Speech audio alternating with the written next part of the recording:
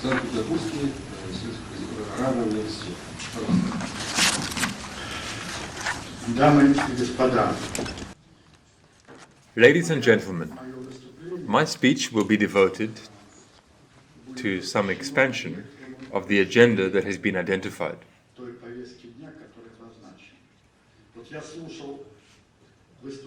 I listened to the speeches of all the previous comrades and counted and identified 14 problems. That is, it turns out that there are many problems in energy security, and I don't see a special discussion, although the problems have been identified.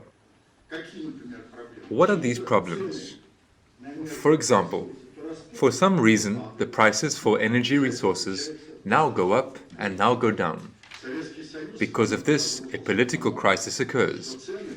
The Soviet Union collapsed in a large part because energy prices fell. Or, for example, one of the speakers said that in general, there is non-determinateness in the field of energy long-term planning. Mr. Schulz is no longer here, but he said that in general this process is very politicized. Other speakers said, Mr. Fagin said, that we are engaged in the modeling of these processes, but time shows how adequate these models are to life.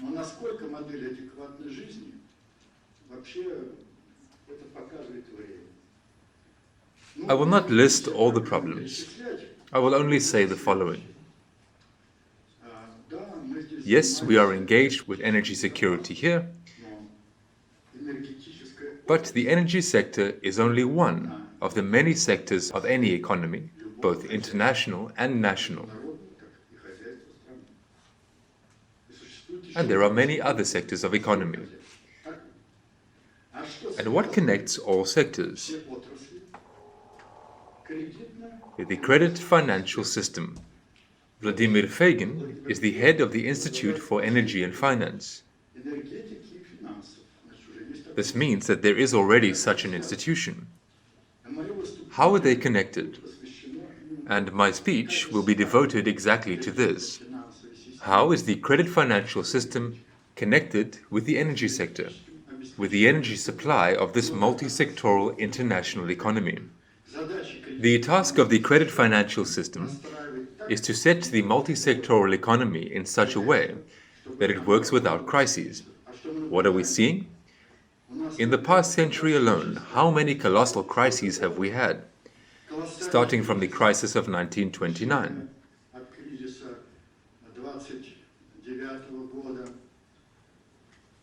And economic science is creating models. If we approach economic science from the position, practice is the criterion of truth. I myself am not a financier by education, although I work at 2 universities, at the main university of the Faculty of Applied Mathematics and Processes of Governance, and at the Agrarian University at the Faculty of Governance, where models are created. And what is the general criterion in these economic models? If in ordinary science, so we have the strength of materials, we see houses stand, airplanes fly, submarines and ships move, mechanisms work. If any crises do occur, then Hooke's law is not to blame. But they occur simply because some engineers did not learn this Hooke's law and used it incorrectly. Where is the law in the economy? We understand the economic crisis this way. A global disaster that destroyed the entire economy, a war. This is a crisis, this is understandable. The entire infrastructure of the economy has been destroyed. Why is there a crisis now? Don't all economists who build models understand this? Well, now I will turn to how the credit financial system is connected with the energy sector. In general, our civilization, as long as it has existed, has always had energy supply. isn't it right? But we can talk about two types of energy. Biogenic energy. Until about the end of the 19th century, biogenic energy dominated. What does it mean? This means the muscular strength of the arms and legs of animals and people. And for this energy to be renewable, what is needed? Grain, cereals. 95% it was biogenic energy, somewhere around 5 to 10% technogenic energy, isn't it right? And what happened by the end of the 20th century? Everything turned upside down. Now, 80 to 95% technogenic energy, and only 5 to 10% biogenic energy. There is such a concept in economics, and I want to touch on it. Invariant of the price current. I think those who deal with problems of economy, they know what this is. So, in the process of the well-known product exchange, commodity, money, commodity, there appears such a group of goods for which I can exchange any other commodity. That is, through the quantity of this commodity, the price of any other commodity is expressed. This type of commodity is called the invariant of the price current. Why invariant? Because if you divide, you get 1. What acted as the invariant of the price current before the abolition of the gold standard? You would say gold, and you would be right, but not entirely. Since the time of the law of Hammurabi, grain and gold have been equally accepted in the quality of an invariant of the price current. But since it was difficult to store grain,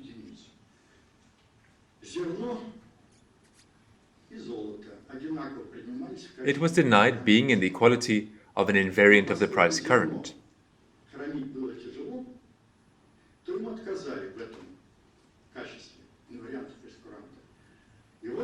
And then came the end of the 15th century. And from the 15th to the end of the 16th century, a huge amount of gold and silver began to flow to Europe from the countries of South America. And what happened? Prices, in terms of gold and silver, increased 3 to 5 times. What does this mean? That the real invariant of the price current was, after all, grain. After all, through it, this very bioenergetic component was provided. And let's see why the gold backing of the dollar was suddenly cancelled in 1971 in the United States unilaterally. Was it some kind of caprice of President Nixon? No. I will not tell the history of the gold standard, it will take a long time. But gold was in limited quantities. At that time, in 1971, it was 100,000 tons, and approximately 22.5 thousand tons lay in the United States. And then the United States suddenly began to say that gold began to flow away in some way. But in what way? This was shown by de Gaulle. He began packing green paper and sending it in tons in Mirage planes to Fort Knox, and asked that they be exchanged for tons of gold. There was nowhere to go. Everyone attacked him, and the reason that he stopped being president was precisely this.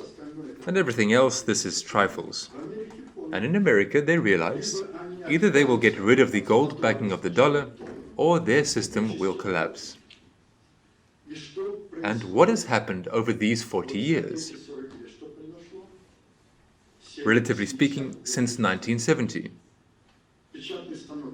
Where is the printing press? In the USA.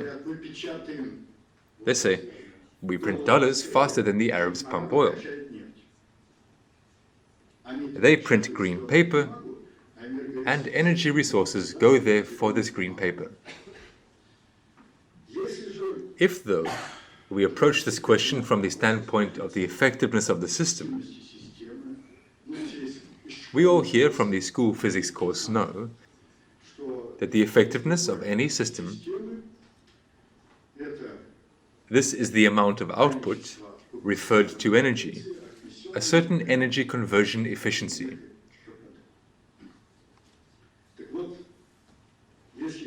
So, if we speak now, this question is very tough. The energy invariant is an objective given of the economy of the earthly civilization. This is not something that someone took up and invented, it cannot be cancelled by any law, and it really already exists. But the change of eras lasted for decades. And now, the really de facto energy invariant of the price current is the kilowatt hour of electricity.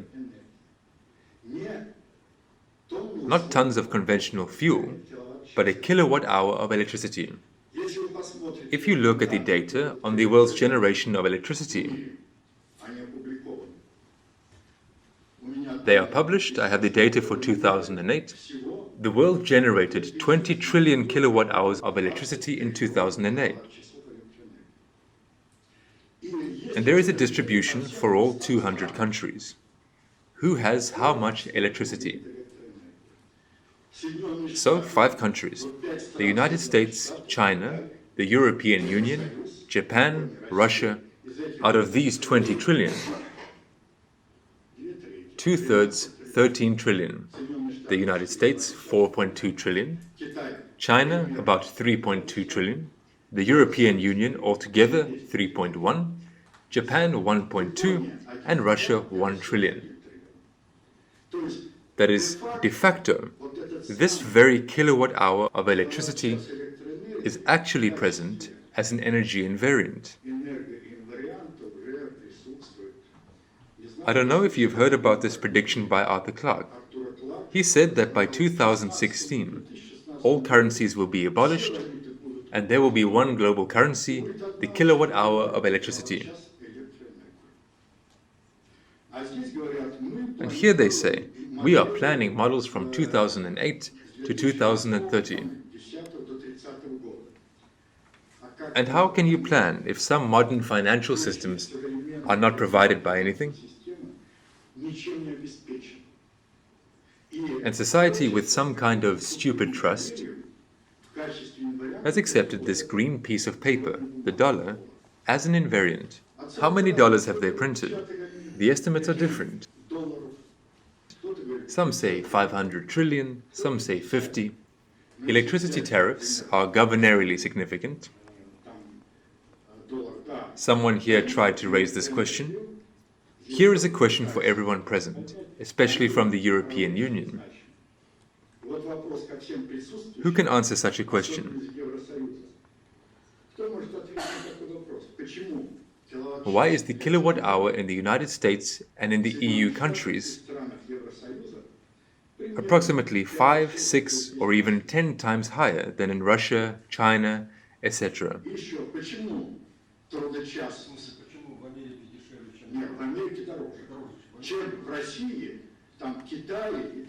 We have conditionally 1, 2, 3 cents per kilowatt hour, but in the States it is 10 or even 20. Well, in different states it is different. I looked at the tariffs before coming here. And the second question, why is the labor hour in the US $20 and in Russia $2? Who can answer why the dollar in Russia costs 30 rubles? No one. There is no such formula. And the euro is 45 rubles. No one. But from this it takes shape, from the difference in tariffs. If Russia would raise tariffs to American and European standards, it would have to raise wages. Why do people come abroad poor from Russia and return rich from the European Union? Is that the way the market arranged it, all by itself? The market does not regulate anything. The market is tuned. Everyone up there does not even ask this question. And the youth, who are already asking questions here, they ask, Mr. Fagan, what model do you adhere to? Profit or price reduction? I spoke at the Islamic University in May on the same question, and from Australia there was an Indian by birth, but an Englishman, and he convoluted a lot there about the credit financial system. I also asked him this question. It was something like this. Tomorrow I will appoint you as Prime Minister of Malaysia. Malaysia is a thriving country. He says, very good. I continue. After a year you receive a certain amount of products and services, which is slightly more in relation to the last year. This is natural, especially for a developing country. How will you spend this increase in goods and services?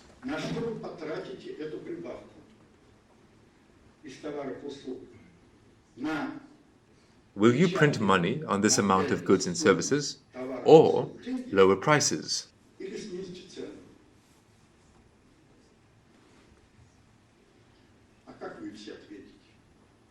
How do you all answer? These are two different economies.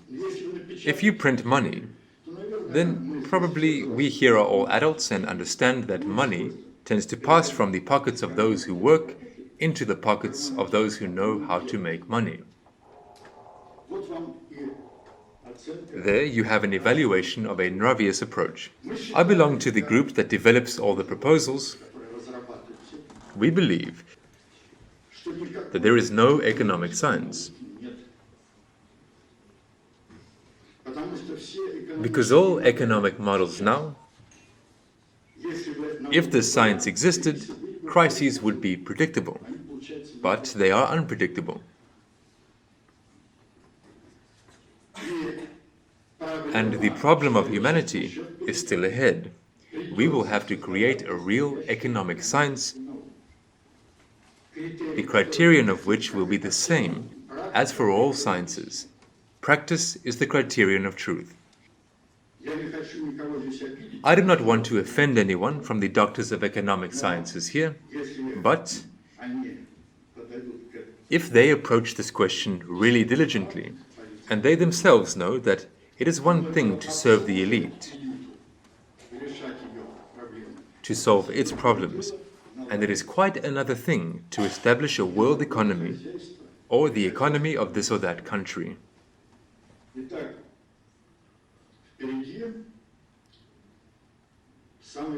So the biggest problems are yet to come. You can plan, integrate, and you need to do it. But if there is no connection between the energy sector and, in the given case, the invariant of the price current with the credit financial system, then no modeling will give any positive results at all. Everything will be chaotic as it is developing in the world now.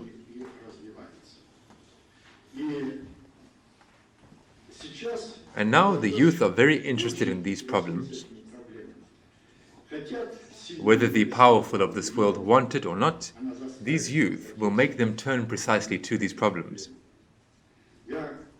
I have warned that I would go somewhat beyond the energy information security agenda,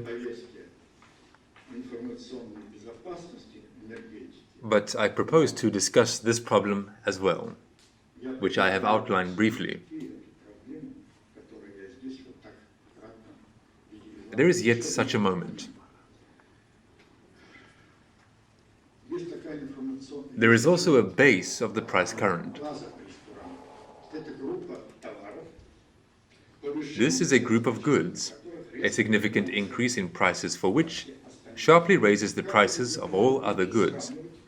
How will you, for example, compare the cost of building bricks and loaves of bread, the cost of this bottle of water here, and the cost of this glass here, through the cost of electricity? Electricity is everywhere. And even if someone, by volitional order, not only because de facto this energy invariant exists, he will simply come and say, for example, from now on, 1 ruble is a kilowatt hour of electricity. Now, if Russia suddenly made such a decision, its currency would be the most stable and secured. And then Russia would say that from now on, we are selling everything for rubles. and everyone would buy these rubles. But there is one problem. I told you the ratio of energy in the USA, the European Union, China, Japan, and Russia, 5 countries, 13 trillion kilowatt hours of electricity. You have probably heard from the Americans about Russia's sabotage against the credit financial system of the United States. What sabotage?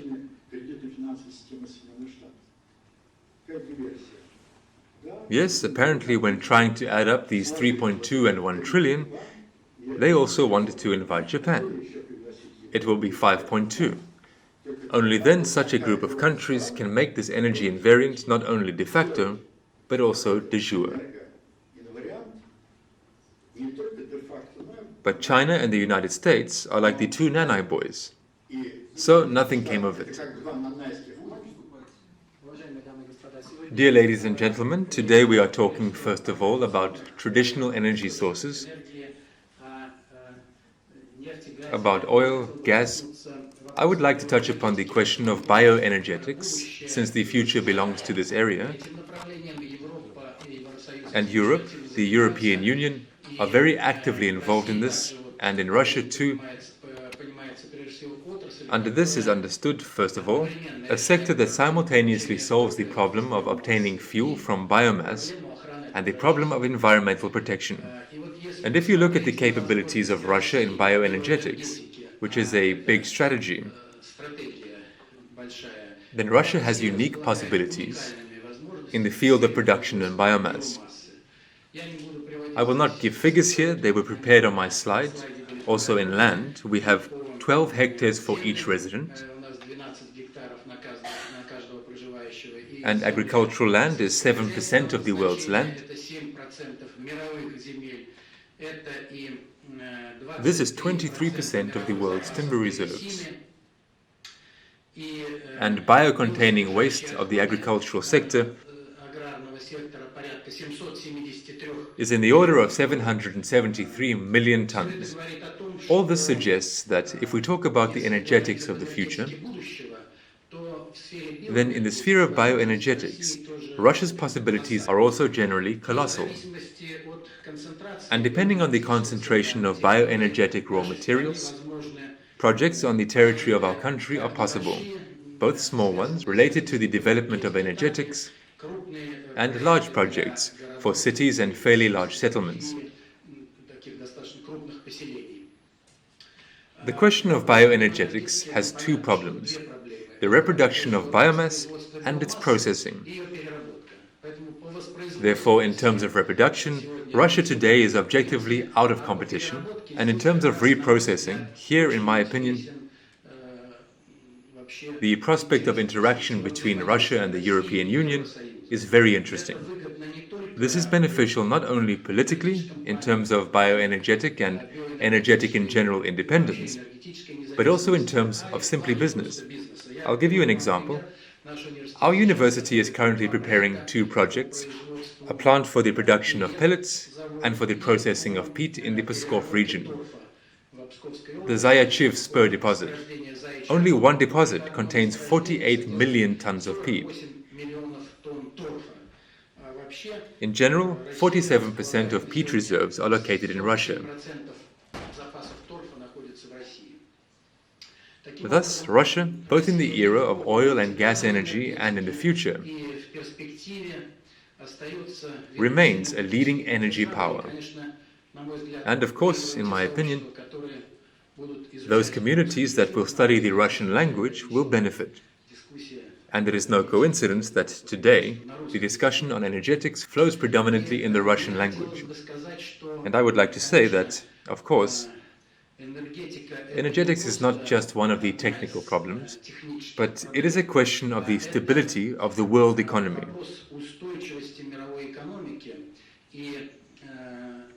And only through conjugation and interconnection of the energy sector and the credit financial system can future global financial crises be prevented. The problem is that the amount of goods at the output of the production system is always proportional to the amount of energy that is supplied to the input.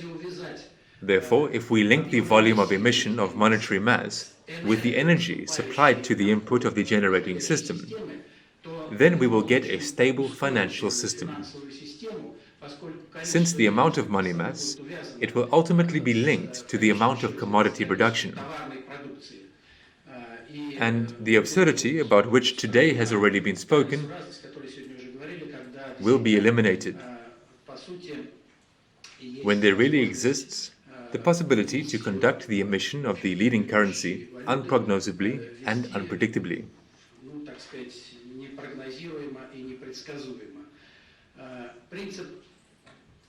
The principle of functioning of the euro, it today also does not differ from the principle of functioning of the dollar, and it seems to me that today the most important strategic question is the interaction between Russia and the European Union in the formation of the energy backing of the euro. And then the euro would become a currency of a principally different kind. At the first stage, we can talk about the creation of just such a new instrument as electronic warehouse receipts. We have such a development for energy and raw materials reserves. That is, if we form an energy and raw material reserve, then the fact of storing this or that product from this category can be recorded simply in an electronic warehouse receipt. And then you can provide trading operations by dollars, euros, or you can provide by this warehouse receipt. This, in essence, goes like a barter in Russian legislation and does not even require approval in financial groups.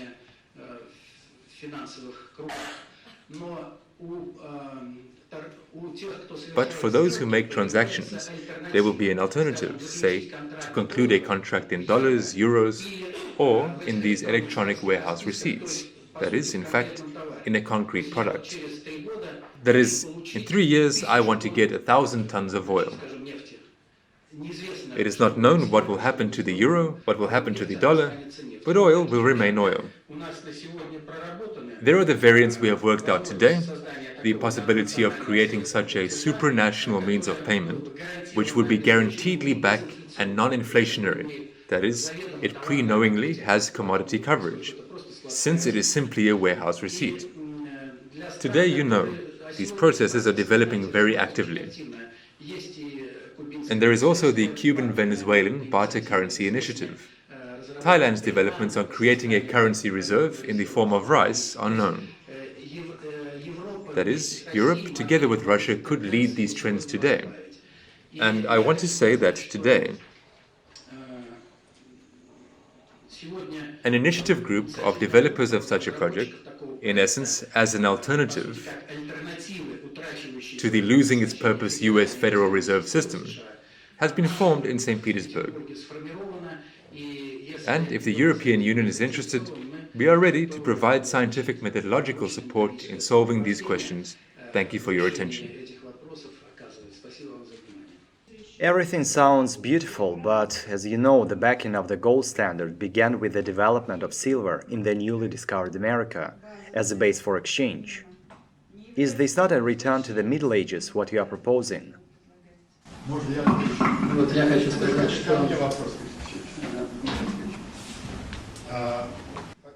In fact, Tatiana Arkadyevna asked this question. Could the corpse of the gold standard be galvanized? The answer is, it cannot. Why? The amount of gold is limited. And the growth of commodity supply and services is constantly growing in the world. We have already reached the threshold of 7 billion people, and naturally, production is developing. In Russia we hear, and we hear in other countries, to return to the gold standard. So what will happen? We have calculated that 1 gram of gold will cost about $50,000. It is impossible.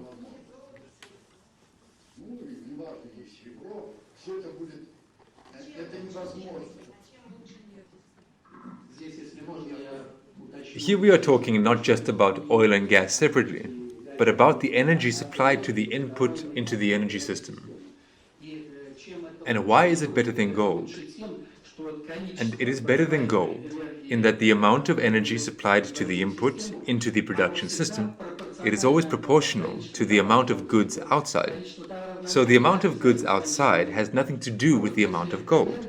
But if energy, at one and the same energy conversion efficiency, increases the amount of supplied energy, then there will also be more goods. Therefore, it turns out that the money supply is always strictly connected with the amount of goods. That is, there is an emission of exclusively and only commodity-backed money. The production of goods increases, the amount of money increases. The growth of energy supply capacity for 100 years did not exceed 1 to 3%. The maximum was 5% per year. Do you know where such accumulations of billions of dollars come from? Where do we get billionaires? This is the backed by nothing mass of dollars. It walks in the markets and artificially makes billionaires. Who would believe that you can just make a billion in a year? It is impossible. That is, a great deal of problems will be solved. Firstly, you will not accumulate electricity in Fort Knox, and further you yourselves can list. What is the regional economy? How do you see the possibility of using peat?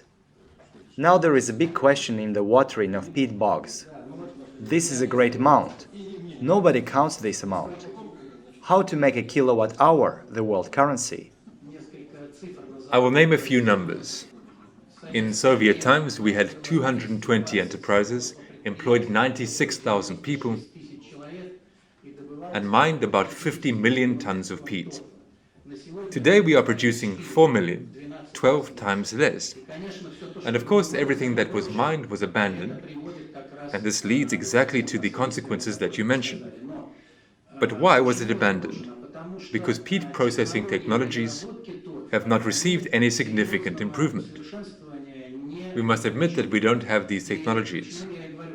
And here there will only be success only if we, together with Europe, tackle this problem, and it will be beneficial both for us and for Europe, because peat is profitable only when there is a complex processing. So I named the Zayachi spur. There is peat of unique qualities which is not found anywhere else. It is also intended for soils. It can be the Arabian Peninsula that is made fertile if you make extracts from this peat, and for heating. That is, we need a comprehensive peat processing, and these technologies are now available only in Europe. And that is why our alliance could give good results, prevent an ecological catastrophe, and become good business, both for us and for Europe. And we cannot do it alone, and Europe can also lose, because it does not get into these riches. About making a kilowatt-hour liter of oil the world currency. There are such concepts as the energy intensity of the economy, oil intensity. Energy intensity is calculated per ton of fuel equivalent. Why in Russia is the kilowatt-hour 1 or 2 cents, and more expensive in Europe and the United States?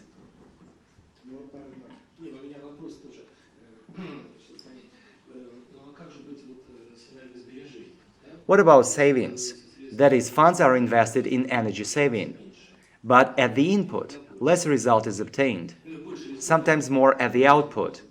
How can this energy saving activity be assessed and covered with this approach?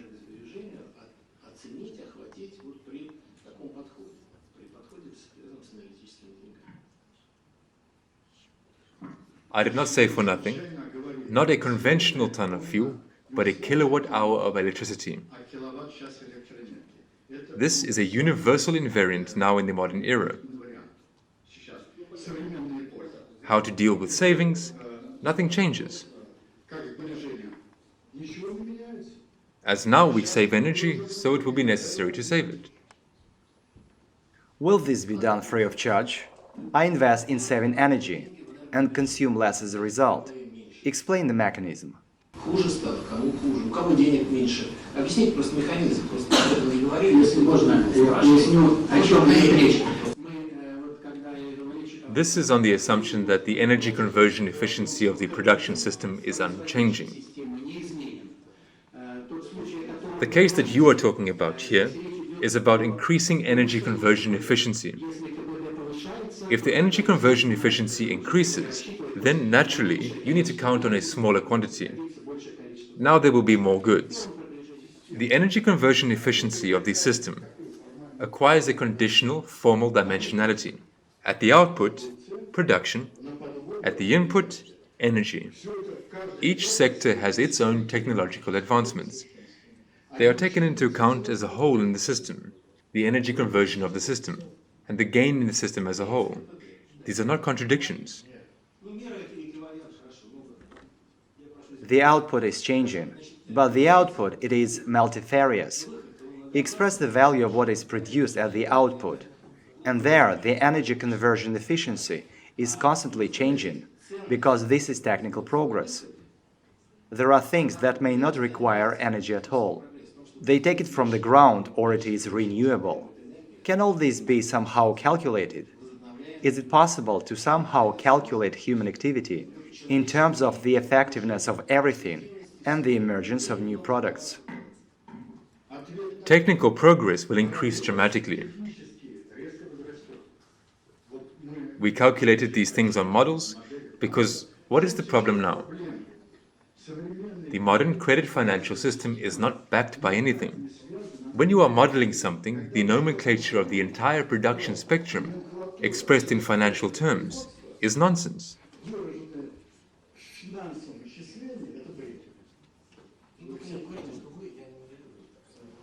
I will answer your question from a slightly different angle. I worked for 15 years at the Institute of Metrology. Metrology is the science of measurement. So you raised the question that this does not mean that we introduce the energy invariant and we solve all the problems at once. There will indeed be many problems, and an institution like yours will be needed. But the problem is that the economy today is metrologically inconsistent. So we measure weight in kilograms, we measure length in meters, but how do we measure cost? There is no absolute scale for measuring economic values, because it is not the dollar, not the euro, not the ruble. Every morning they announce what is in the interrelationships. But you need to measure in something. So, as soon as we introduce a kilowatt hour of electricity, economics becomes a metrologically consistent science. In his time, Dmitry Ivanovich Mendeleev said, "Science begins where they begin to measure." And it is possible to measure only in some concrete values. Therefore, if you propose something instead of the kilowatt hour, then this question can be considered. But in something, even in parrots, you need to measure. It can't be measured in fictions because nobody knows what the dollar is. Tomorrow you will be told its ratio with the ruble, but they will not announce what the dollar is. It's like if they would announce to you in the market every morning what a kilogram is.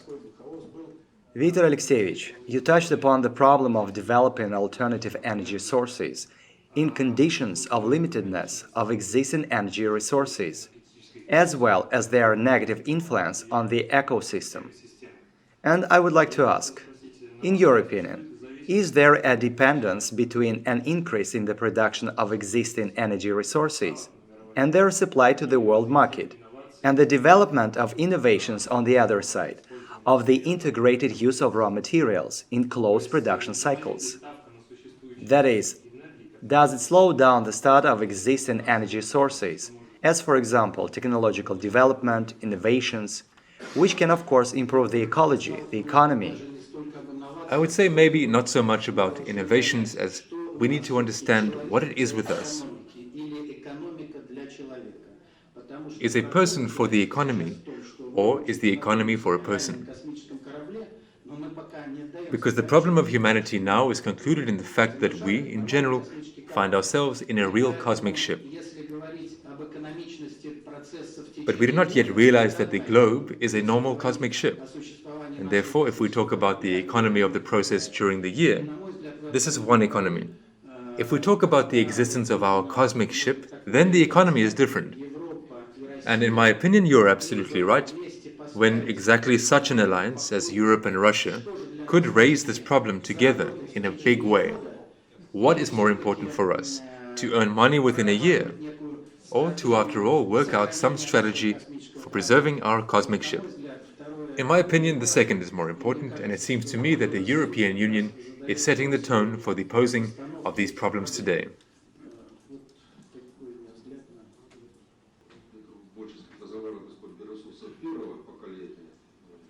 Now the resources of the first generation are being used more. There are concepts of technologies for using the resources of the second generation. In percentage terms, is it realistic for bioresources to displace oil? When will it be?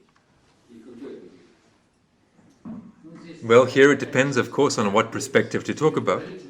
But in Buddhism there is such a rule. They say, when we work, we must think about the seventh generation after us. Because the way we live was decided long before us. Therefore, if we proceed from such a practice, then I would now consider the question of bioenergetics to be the relevant question of today. Because even if you look at the oil and gas reserves in Russia, then this is a 20 to 30 year perspective. Further, there is complete non-determinacy in many parameters. Therefore, it will be too late to raise these questions. What is the difference between gold and energy resources?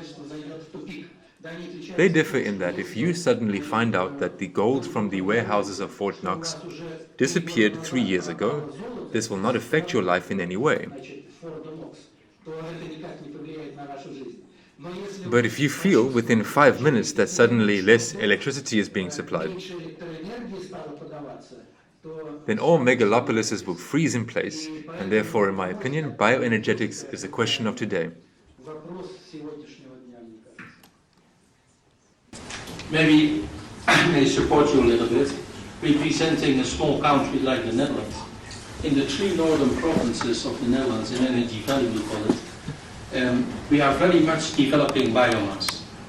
And the volume on a national scale will be 5 billion cubic meters of natural gas, biogas, in 2020. That's 10% of what we use in the Netherlands. And 10% share in the energy market is a large share within 10 years. That's right, in Russia there is only 1% of alternative energetics, but this does not mean that there is no need to think about it. How will the crediting problem be solved when switching to a kilowatt hour? It seems to me that if we talk about global problems of the economy, the first of them is the absence of a metrologically consistent measurement system. That is, it is not measurable in anything. And therefore, what was 3 years ago and what is now, it is impossible to compare. There are no units of measurement. And the second problem is that this is exactly what you touched upon, that is, introducing an energy ruble and not linking this currency with the terms of crediting. This is also absurdity, because as soon as you have money that produces money itself, the system still does not get better. Back in the day, Aristotle also argued that there is money, like a father and mother, who are honored, but there is money whose mother is the same money. These are completely different monies. So this is really a question of nraviousness, and not so long ago, the president of our country, Medvedev, spoke precisely about the interrelationship between nraviousness and the economy. This is a very important question, because if you look at the problem of crediting, then we all know there are possibilities for crediting on an interest basis when money makes money. This is the now generally recognized Euro-American system, and there is the Quranic system, where if you give 100 rubles, but you take back 101, you stole 1 ruble. Simply due to nraviousness, it is impossible to get interest there. You can get money only from labor. That is, a banker can also receive money, but as part of what is created in industry, not on the condition of investment projects. Therefore, in our opinion, the future of the credit financial system of the 21st century is energy backing of the currency and interest-free crediting, when the source of money can only be labor, which forms some goods. If money is generated simply within the financial sector, then this is already a different kind of money. And crediting on an interest basis, Surah 2 of the Quran, Ayat 275, simply categorically prohibits from receiving interest precisely by obvious reasons. I'll add a few words. Factually, the young man asked a question by default about the standard of energy backing. That is, if you gave, for example, electricity in the form of credit and asked to add 10% for this, then this electro-energy itself will not be added. You violate the standard of energy backing. That is, with the introduction of an energy invariant, crediting cannot be with interest. The entire structure of the credit financial system will change. The modern banking system, of course, will be categorically against it. I listened with great attention to the discussions of the two ladies, Maria and Nicole, the speeches of the other comrades, and came to the following conclusion. After all, this is what we are talking about. We have forgotten how to call things by their proper names. When the Soviet Union entered the market, there appeared a myth. The market would adjust and organize everything for you. But I'm listening about the fuel market, about the energy market. There will soon be a water market. It turns out that these are different markets, and they necessarily have their own rules. The market is simply an instrument, and plans, ask any corporation, any country, if it has no plans for development, it is not a corporation or a country. That is, the market is an instrument, and plans remain plans, objectives.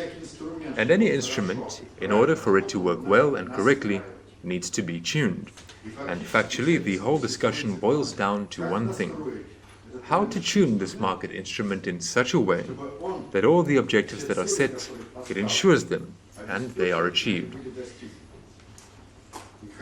And when I asked Vladimir Rachmaninov whether the Energy Charter Treaty influences the pricing policy, he said, in no way.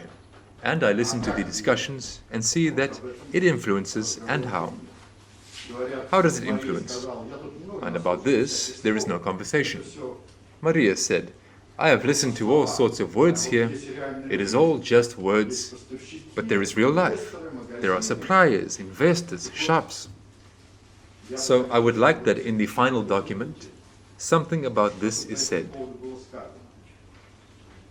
About how to really tune the markets. In the given case, this is about the market of energy resources, so that it would work effectively. In general, at our university, this problem is very deeply developed, and over time we could offer recommendations both to the European Union and the world community in general. This problem has not been eliminated. It will put more and more pressure on society, and there will be transit problems. The interests of countries that have never collided will collide.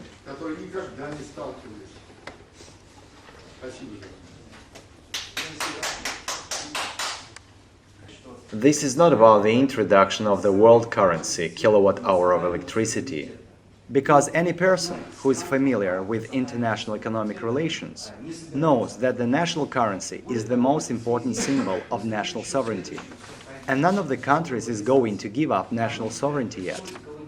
Moreover, in this connection, I would like to mention the following problem about globalization.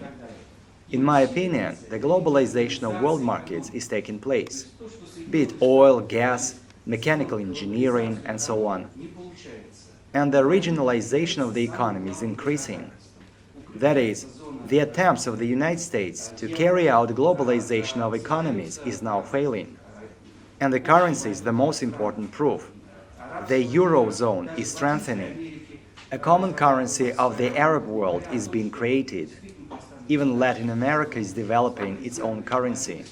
Not to mention the fact that the task is really set for the ruble to become a reserve currency. First, at least among the countries of the former Soviet Union, and those countries that are actively working with Russia. Now about trust. Trust, transparency, many other good words. As a business representative, I can say that trust between the two companies will be full only when they are co-owners. But to stop the technological process in the way of taboo, there was an accident with an airplane. To stop all aviation, there was a huge tragedy with Chernobyl. To stop the development of nuclear energetics, I think it's not advisable, even more so, a moratorium, a ban on the part of the European Parliament. Therefore, in conclusion, I want to rephrase Shakespeare's thesis. To be or not to be, that's the question. To steer, but under the control of the International European Energy Agency. After consideration, I would like to answer Mr. Lavrov on his vision of the energy currency.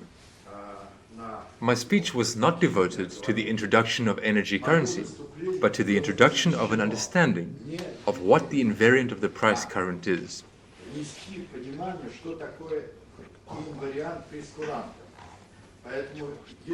Maybe it wasn't perfect, but any words and the images behind it can be different.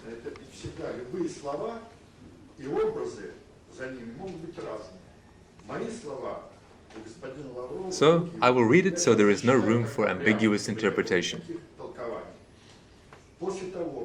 After the previous invariant of the price current, gold, and the means of payment, numbers on credit bank paper, and non-cash on accounts expressing nominal solvency,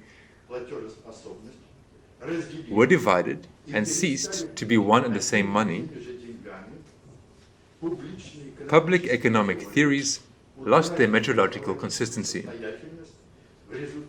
as a result of which the possibility of univocal juxtaposition of the financial indicators of the production-consumption system with the spectrum of production and consumption in their physical forms disappeared. That is, the problem is far more serious than the introduction of energy currency. What you said is generally correct, that every state is trying to protect its currency. Well, here we have an example of the European Union. How do they protect their currency? Germany, the mark; France, the franc; the UK for now is still holding the pound sterling. But I want to emphasize a much more serious question for the entire global community. The concept of an invariant, although you said that it is not discussed. I was convinced of this trying last year at the Russian-Canadian summit. I simply touched on this problem. A lunch break. That's it. They went their separate ways. Therefore, we jointly prepared a proposal. We will give it in a written form, of course.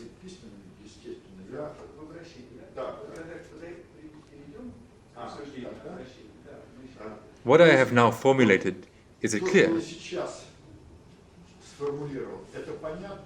This is about the invariant of the price current.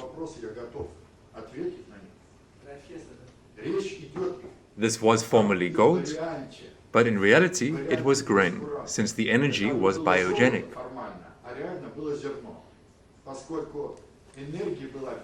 This is the muscular strength of the arms and legs of people and animals. And grain was required to restore this energy. And everything was paid for in grain. But they switched to gold because the grain was difficult to preserve. And as an example, if you remember, I cited, when the supply of gold and silver from South America began, the prices of grain and bread increased 3 to 5 times. This suggests that the real invariant of the price current was not gold, but bread. And since Tatiana Arkadievna asked, maybe to come back to the gold standard, I replied that it is impossible to revive the gold standard. In the 19th century, the world's population was 1 billion, now it is 7 billion. Then there was the gold standard. The volume of products and services has grown hundreds, thousands of times. There is not so much gold on the earth to cover the entire mass of goods. That is, what is this about? No girl can buy herself a ring because it will cost hundreds of thousands of dollars. Therefore, it will not be revived, although there are proposals. We have such an economist, Khazin. He says that it's necessary to return to the gold standard. This is unrealistic. I just said that the energy kilowatt hour is more convenient. An invariant is an objective given of modern economy. You can't get away from it. One goes, de facto, another is already present. What relation does Russia have to the energy dialogue? Direct, because since we are engaged in energy, and in any production the consumption of energy, after all, where did I start? That we are discussing only one sector, energy, and any economy is a plurality of sectors, and the credit financial system is engaged in setting a multi-sectoral economy. If the credit financial system is metrologically inconsistent, then absolutely nothing can be modeled or predicted. And we see it, otherwise there would be no crisis. In 1998, the gas directive was adopted, and before that, from the end of 1996 throughout 1997, we worked with a Norwegian company and often met with the authors of the gas directive. And at first, the Norwegian jury said that the Russians are our competitors, and accordingly, they behaved with us in this way. The first meetings were tense, and then we became friends. So we said to the authors of the gas directive, how is it possible to enter the market with a directive? How can you see how this market will develop? What will the resources be? Who else will come to Europe with gas? So will it not happen that the development of the European market will stop because of the desire to divide? That is, do today's authors of the document see that access will be provided better, the consumer will be satisfied, but at the same time, they forget about something essential. Moreover, we told the authors of this directive, do not touch the long-term contract. This is energy security. As a manufacturer, I spend money on search, exploration, production, drilling, and construction of gas pipelines. I have to be sure that my money will be returned. This is the sharing of risks. I spend money in advance, before that, and you guarantee me the purchase of gas under certain conditions for a long period. I believe that we have broken this approach. Therefore, a second directive appeared from March 2002. Well, let's think about it. But there are things that clearly hinder the development of the market. It turns out to a certain extent injustice, and so on.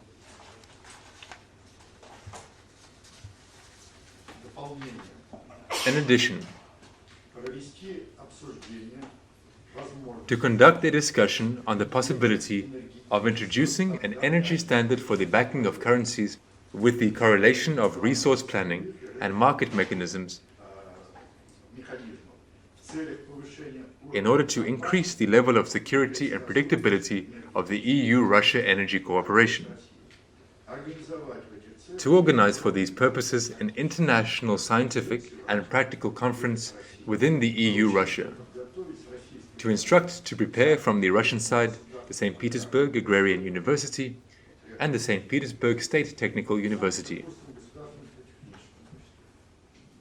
Since youth from the European Union and various universities in Germany and Switzerland took an active part in this meeting for the protocol.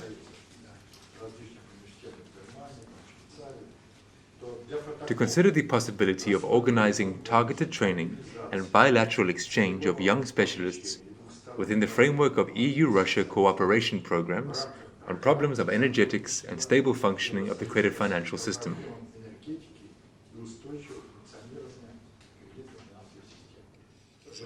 I want to thank you for the opportunity to take part in such a wide forum. I would like to slightly expand the format of the discussion that was proposed here by the moderator, Mr. Schulz. It seems to me that we should discuss here not only purely economic problems, but also problems of a worldview character. But I will come a little from afar. Since this is about the unification of Russia and the European Union, since it is believed that we belong to the same civilization, so I want to touch on this question.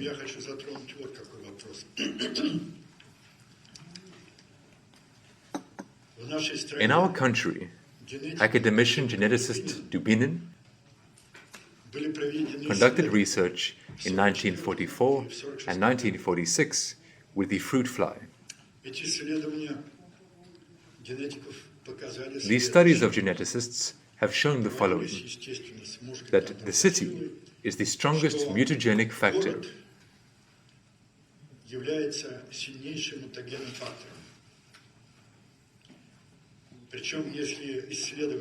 Moreover, if the studies were carried out with the fly Drosophila,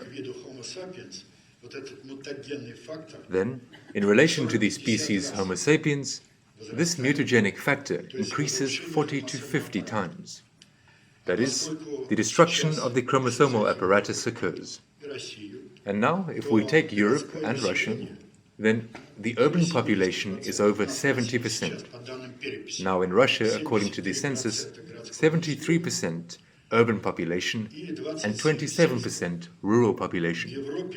And in Europe, apparently, the situation is even worse. In what sense? I represent an agrarian university, so this problem, I believe, should be relevant for absolutely all inhabitants of the planet, but for European civilization in particular.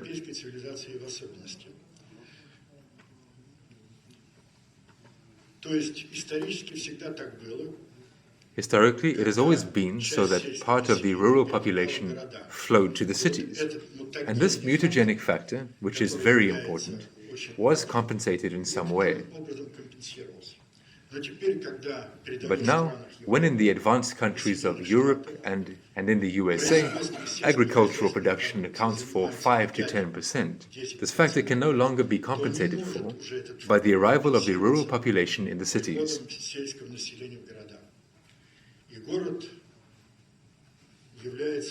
And the city is a powerful mutagenic factor. And you all see everything in European countries. These are those with Down syndrome. These are psychologically unstable people. This is a tendency to suicide. This is all the consequences of mutation. As far as we have decided on this, neither politicians nor economists, nor psychologists, neither in Europe nor in Russia, are dealing with this problem. What do I want to say? We can think about modernization, create more and more new types of technical products. We have formed a powerful technosphere. But in actual fact, we are constantly destroying biocenoses, and there is no biospherically conditioned conception in Europe, in Russia, or even more so in the United States of America. What can we offer? I am talking about research at our St. Petersburg Agrarian University. 3 types of civilization can be assumed: technocratic, eco-technical, and biological. Technocratic not in the sense that technocrats rule everything, but simply in the sense that everyone who lives in this civilization is a hostage of the created technosphere.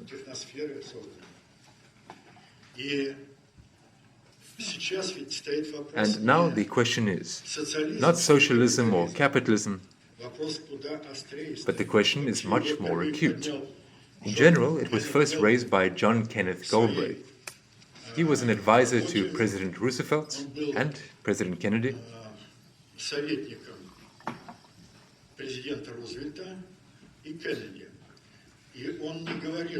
And he did not say capitalism or socialism. He was talking about some kind of new socialism, which was born of circumstances. These circumstances have already come. And if we adhere to the old bourgeois liberal paradigm, then there are two ways out of the civilization. If we don't change anything, then in 3 or 4 generations, civilization will simply die as a consequence of either degeneration or a powerful technocratic catastrophe. Since those individuals who are born and raised in this civilization, they can easily organize not one Chernobyl. What do we propose?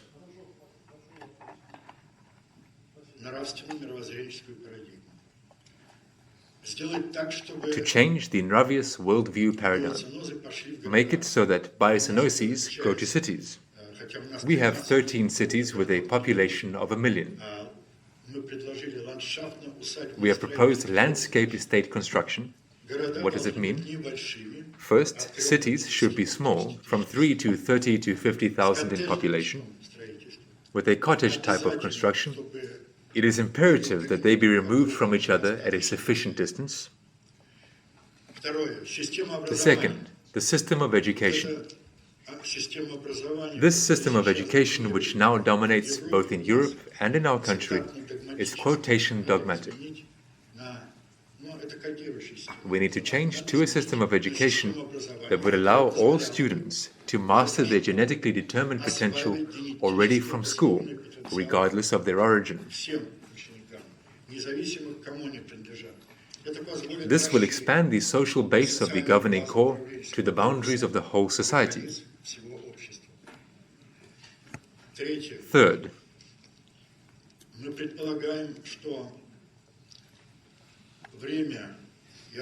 I'll just read to you what Galbraith wrote.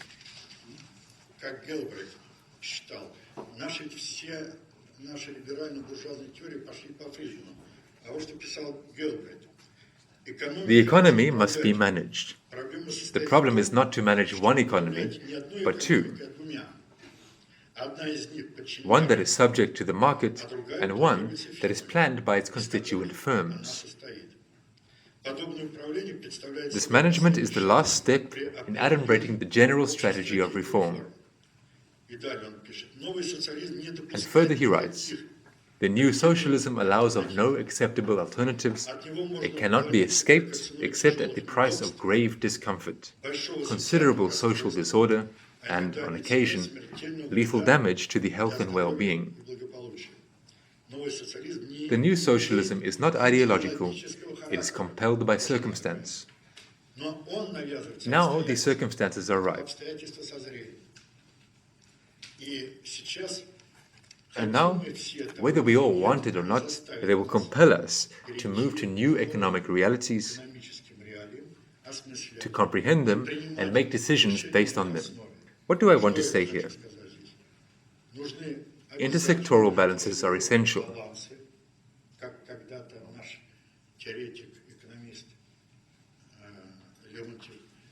We need not only intersectoral, but also interregional balances,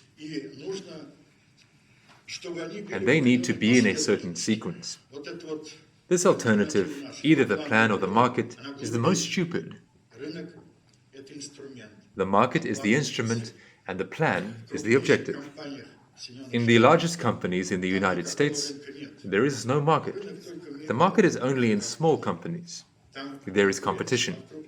And in the largest companies, there has been no competition for a long time. And so this combination of a plan and a market, and what Galbraith said, you need to govern the market, you need to tune it, like any instrument is tuned.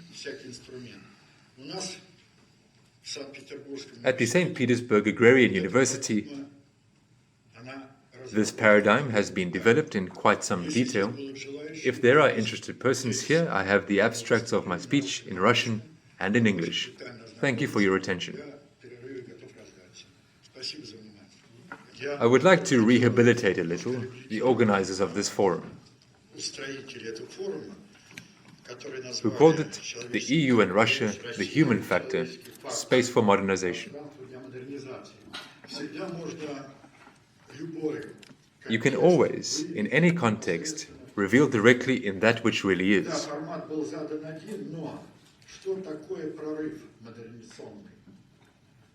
Yes, there was only one format, but what is a modernization breakthrough? Is it a breakthrough in ideas or a breakthrough in technology? It was said here that someone does not want to be in a locomotive, someone does not want to go in first class, but this is not quite the right approach, in my opinion. As noted here, globalization is indeed an objective process, in the sense of the integration of the productive forces of society.